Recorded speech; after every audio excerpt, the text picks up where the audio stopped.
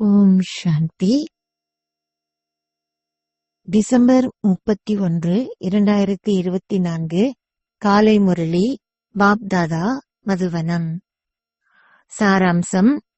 இனிய குழந்தைகளே, தந்தை உங்களுக்கு தினமும் கற்பிக்கின்ற கல்வியை ஒருபோதும் தவறவிடாதீர்கள். இக்கல்வியை கற்பதனால் மாத்திரமே உங்களுக்குள் உள்ள சந்தேகங்கள் அகற்றப்படும். கேள்வி: தந்தையின் இதயத்தை வெல்வதற்கான வழி என்ன? பதில்: தந்தையின் இதயத்தை வெல்வதற்கு சங்கமயுகம் இருக்கும் வரை அவரிடம் ஒருபோதும் எதனையும் மறைக்காதீர்கள். உங்கள் நடத்தையில் முழு கவனம் செலுத்துங்கள். நீங்கள் ஏதாவது பாவச் செயல்களை செய்தால் அழிவற்ற சத்திர சிகிச்சை நிபுணரிடம் கூறுங்கள். அப்பொழுது நீங்கள் லேசானவர் ஆகுவீர்கள். தந்தையின் கருணையும் அவரது நல்லாசிகளும் அவரது ஆசீர்வாதங்களுமே அவர் உங்களுக்கு கொடுக்கின்ற கற்பித்தல்கள் ஆகும். ஆகையால் தந்தையிடம் கருணையை வேண்டி நிற்பதிலும் பார்க்க உங்கள் மீது கருணை கொள்ளுங்கள். தந்தையின் இதயத்தை வெற்றி கொள்ளும் வகையில் பெரும் முயற்சி செய்யுங்கள். ஓம் சாந்தி. புதிய உலகில் சந்தோஷமும் பழைய உலகில் துன்பமும் உள்ளன என்பதை ஆன்மீக குழந்தைகளாகிய நீங்கள் இப்போது அறிவீர்கள். துன்ப வேளையில் அனைவரும் துன்பத்தை அனுபவம் செய்கிறார்கள்.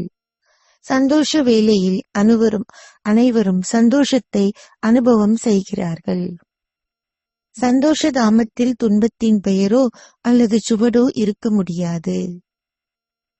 துன்பம் இருக்கும் இடத்தில் சந்தோஷத்தின் பெயரோ அல்லது சுவடோ இருக்க முடியாது. எங்கு பாவம் இருக்கின்றதோ அங்கு புண்ணியத்தின் பெயரோ, எங்கு புண்ணியம் உள்ளதோ அங்கு பாவத்தின் பெயரோ அல்லது சுவடோ இருக்க முடியாது. இவை எந்த இடங்கள்? ஒன்று சத்தியுகமும் மற்றது கலியுகமும் ஆகும். இது நிச்சயமாக குழந்தைகளாகிய உங்களின் புத்தியில் இருக்க வேண்டும். துன்ப காலம் இப்பொழுது முடிவடைகிறது. நீங்கள் சத்திய யுகத்திற்கு செல்வதற்கான ஆயத்தங்களை செய்கின்றீர்கள். இப்பொழுது நாங்கள் இந்த அழுக்கான தூய்மையற்ற உலகை நீக்கி சத்தியுகத்திற்கு, அதாவது ராமராஜ்யத்திற்கு செல்கிறோம். புதிய உலகில் சந்தோஷமும் பழைய உலகில் துன்பமும் உள்ளன. உங்களுக்கு சந்தோஷத்தை கொடுப்பவரே துன்பத்தையும் விளைவிக்கிறார் என்று இல்லை, தந்தையினால் சந்தோஷம் கொடுக்கப்படுகிறது. ராவணனான மாயையினால் துன்பம் விளைவிக்கப்படுகின்றது. ஒவ்வொரு வருடமும் அந்த எதிரியின் கொடும்பாவிகள் எரிக்கப்படுகின்றன. துன்பத்தை விளைவிப்பவர்களின் கொடும்பாவிகளே எப்பொழுதும் எரிக்கப்படுகின்றன. அவனது ராஜ்யம் முடிவடையும் போது அது சதா காலத்துக்குமாக முடிவடையும் என்பதை குழந்தைகளாகிய நீங்கள் புரிந்து கொள்கிறீர்கள். 5 விகாரங்களே அனைவருக்கும் அவற்றின் ஆரம்பத்திலிருந்து மத்தியினூடாக அவற்றின் இறுதி வரை துன்பத்தை விளைவிப்பன. நீங்கள் இங்கு அமர்ந்திருந்த போதிலும் நீங்கள் பாபாவிடம் செல்ல வேண்டும் என்பது உங்கள் புத்தியில் உள்ளது. நீங்கள் ராவணனை உங்கள் தந்தை என அழைக்க மாட்டீர்கள்.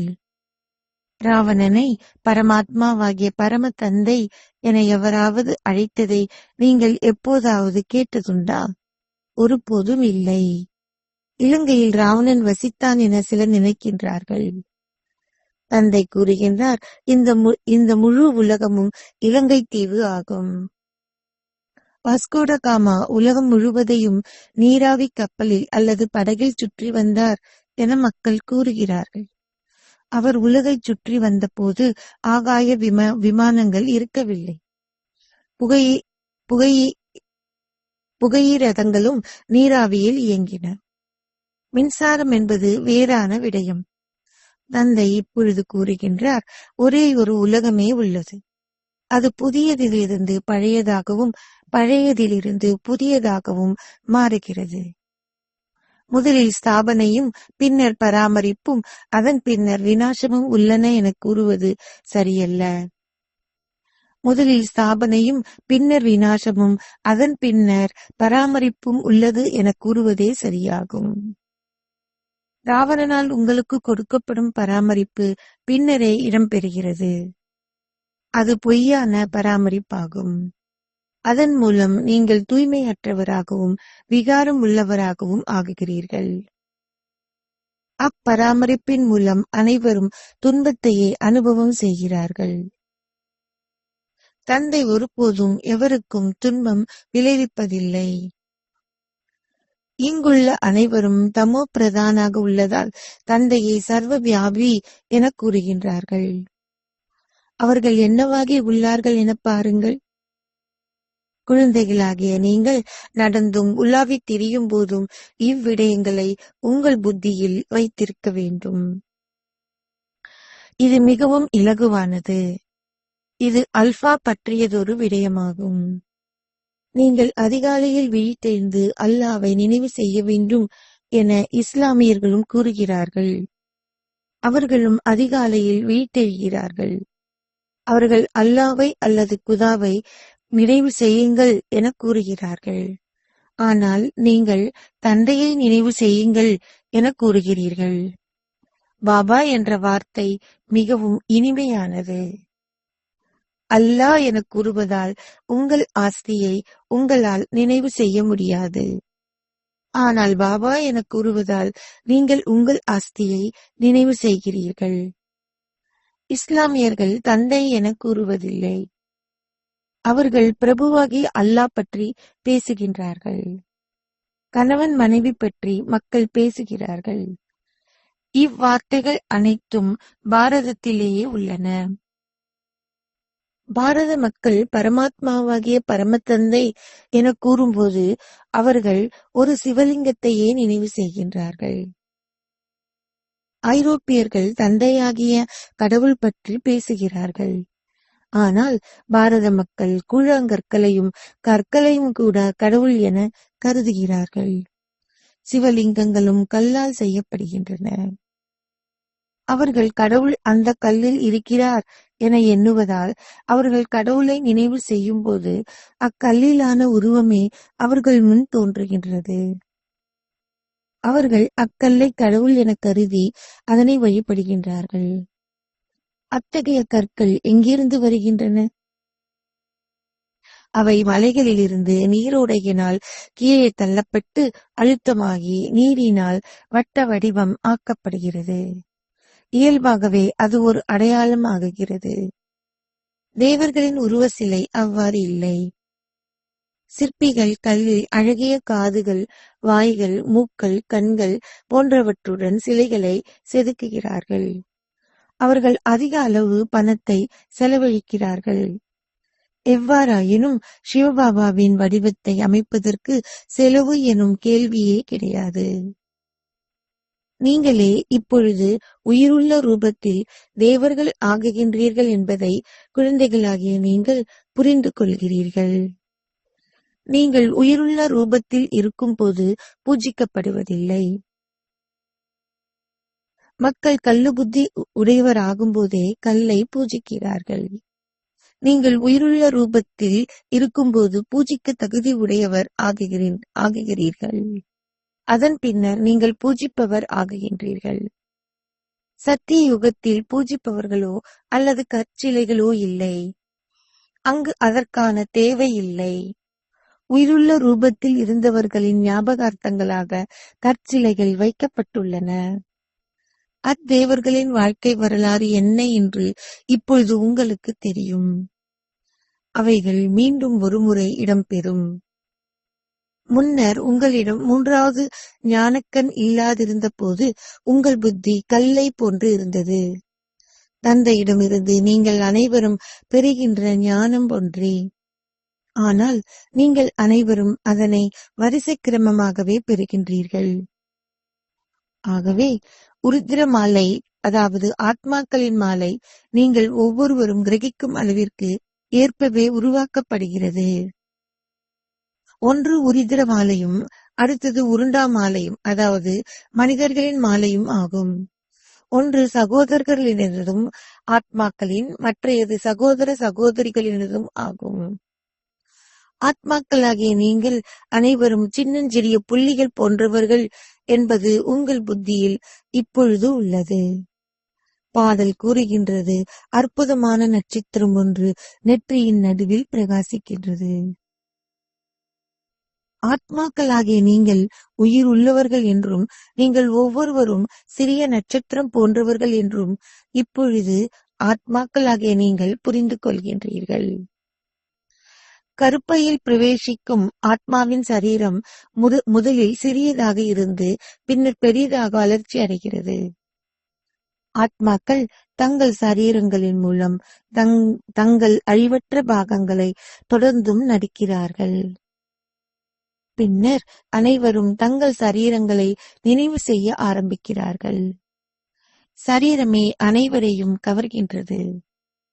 ஏனெனில் அது நல்லதாகவோ அல்லது கெட்டதாகவோ உள்ளது. சத்திய யுகத்தில் ஆத்ம உணர்வுடையவர் ஆகுங்கள் என்றோ அல்லது உங்களை ஆத்மாக்களாக கருதுங்கள் என்றோ எவருக்கும் கூற வேண்டியதில்லை. இப்பொழுதே உங்களுக்கு இந்த ஞானம் கொடுக்கப்பட்டுள்ளது. ஏனெனில் ஆத்மாக்கள் இப்பொழுது தூய்மை அற்றுள்ளார்கள் என்பது உங்களுக்கு தெரியும். அவர்கள் தூய்மை அற்று உள்ளதால் அவர்கள் செய்யும் செயல்கள் எதுவானாலும் பிழையானதாகவே இருக்கின்றன.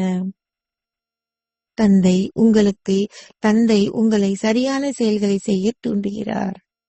ஆனால் மாயை உங்களை பிழையான செயல்களை செய்ய வைக்கிறாள். தந்தையை சர்வ வியாபி என அழைப்பதே மிக பெரிய பிழையான செயலாகும். ஒவ்வொரு ஆத்மாவும் நடிக்கின்ற பாகம் அழிவற்றது. ஆத்மாக்களாகிய நீங்கள் ஒருபோதும் எரிக்கப்படுவதில்லை.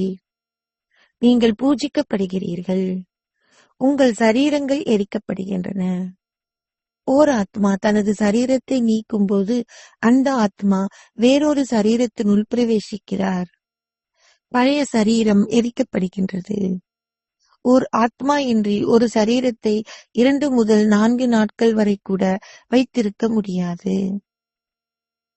எவ்வாறாயினும் சில சரீரங்கள் ரசாய பதார்த்தங்களினால் பாதுகாக்கப்படுகின்றன. அதில் என்ன நன்மை உள்ளது? பரிசுத்த சேவியரின் சரீரம் இன்னமும் பாதுகாக்கப்படுகிறது என கிறிஸ்துவர்கள் கூறுகின்றார்கள். அது அவரின் ஆலயம் ஒன்று அங்கு உள்ளது போன்று இருக்கிறது. அவர்கள் காட்டுகின்ற அவருடைய ஒரே ஒரு பகுதி அவரது பாதமாகும். அவரது பாதத்தை தொடும் எவரும் ஒருபோதும் நோய்வாய்ப்பட மாட்டார்கள் என அவர்கள் கூறுகிறார்கள்.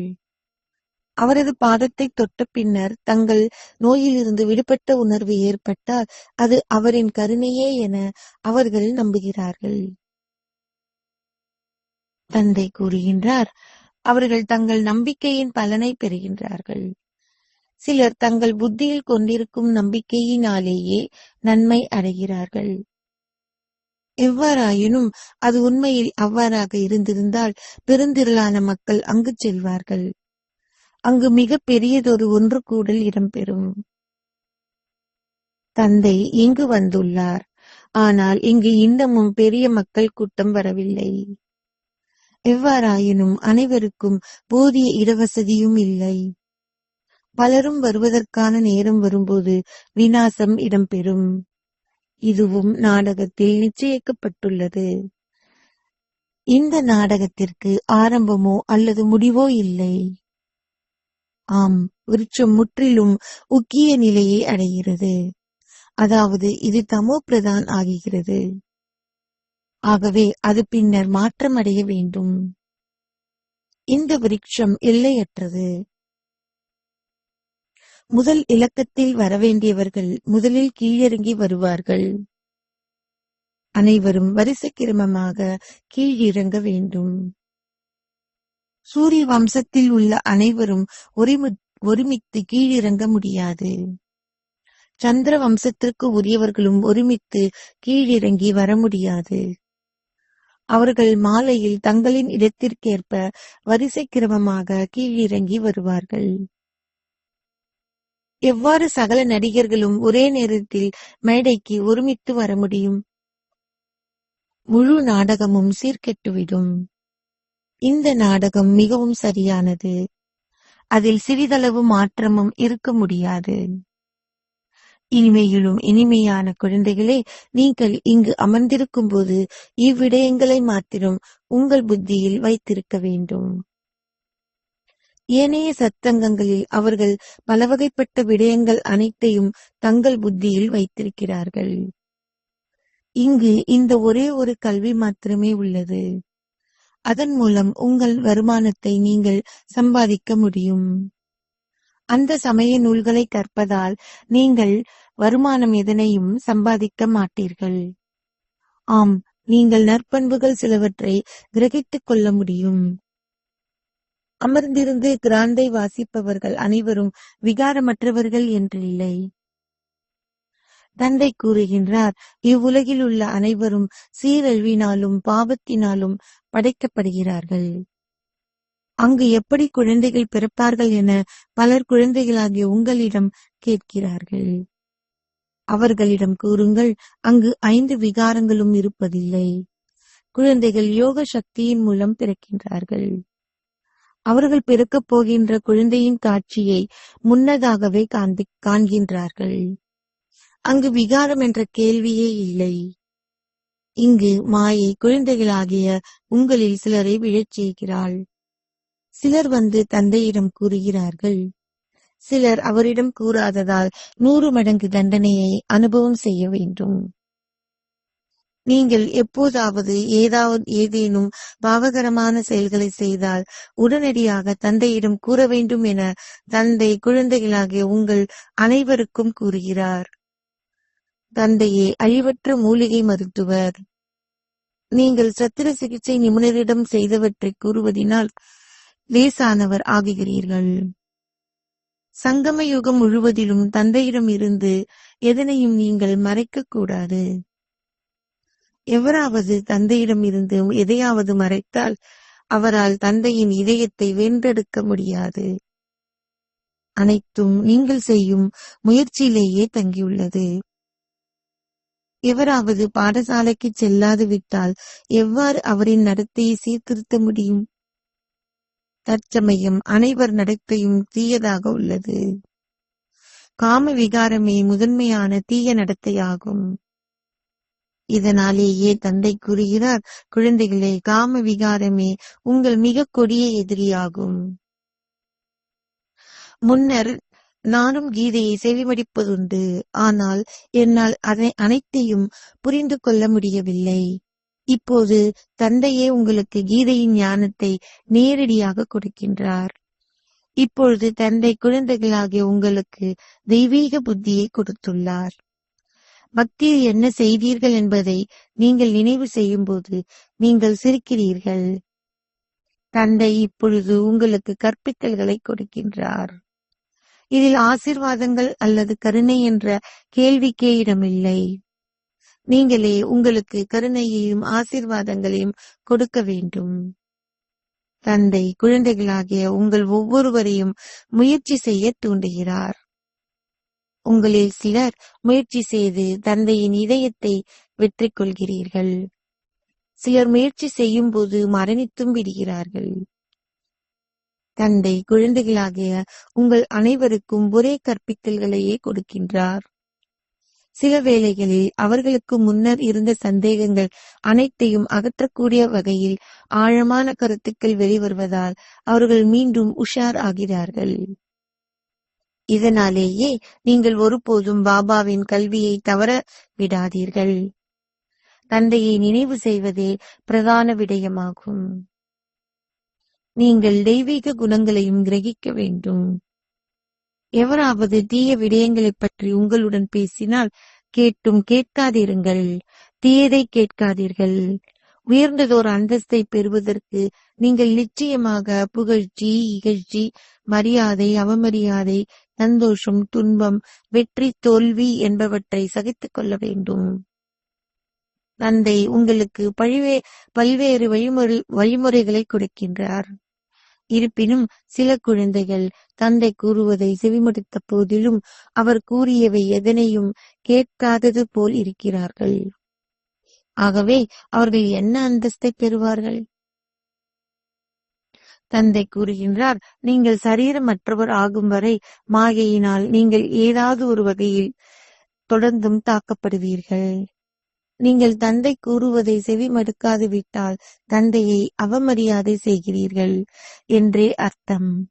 அப்படி இருந்தும் தந்தை இன்னமும் கூறுகிறார், குழந்தைகளே, சதா உயிர்ப்புடனும் உணர்வுடனும் இருந்து தந்தையை நினைவு செய்து உயர்ந்ததோர் அந்தஸ்தை பெறுவீர்களாக. அச்சா, நல்லது. இனிமையிலும் இனிமையான அன்புக்கு உரிய எப்போதோ தொலைந்து இப்போது கண்டுபிடிக்கப்பட்டிருக்கும் குழந்தைகளுக்கு உங்கள் தாய் தந்தையாக இருக்கும் பாப்தாதாவின் அன்பும் நினைவுகளும் காலை வந்தனங்களும். ஆன்மீக தந்தை ஆன்மீக குழந்தைகளுக்கு நமஸ்தே சொல்கிறார். ஆன்மீக தந்தைக்கு ஆன்மீக குழந்தைகளின் அன்பு நினைவுகள் மற்றும் நமஸ்தே. தாரணைக்கான சாராம்சம் 1. எவராவது பிழையான விடயங்களை உங்களுக்கு கூறினால் கேட்டும் கேட்காதிருங்கள். தீயதை கேட்காதீர்கள்.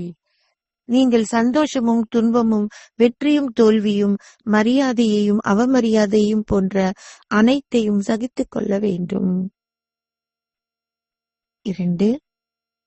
தந்தை கூறுவதை புறக்கணிப்பதன் மூலம் அவரை ஒருபோதும் அவமரியாதை செய்யாதீர்கள்.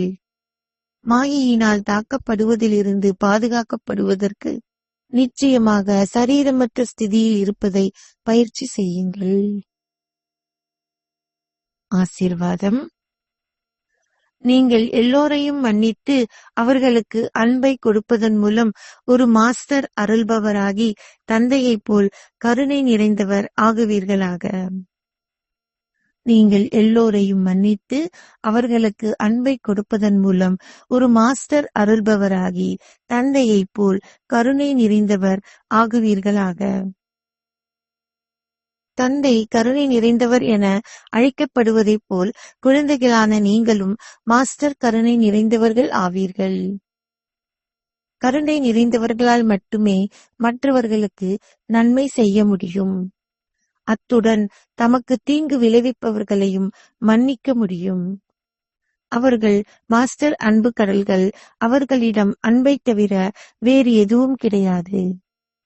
தற்சமயம் செல்வத்தை விட அன்புக்கே அதிக அளவு தேவை உள்ளது. ஆகவே மாஸ்டர் அருள்பவர்களாகி தொடர்ந்து எல்லோருக்கும் அன்பை கொடுங்கள். எவரும் வெறும் கையுடன் திரும்பிச் செல்லக்கூடாது. ஸ்லோகம். தீவிர முயற்சியாளர் ஆகுகின்ற ஆசை உங்களிடம் இருக்கும்போது எங்கே ஆசை உள்ளதோ அங்கே நிச்சயமாக ஒரு வழி பிறக்கும். தீவிர முயற்சியாளர் ஆகுகின்ற ஆசை உங்களிடம் இருக்கும்போது எங்கே ஆசை உள்ளதோ அங்கே நிச்சயமாக ஒரு வழி பிறக்கும். ஓம் சாந்தி.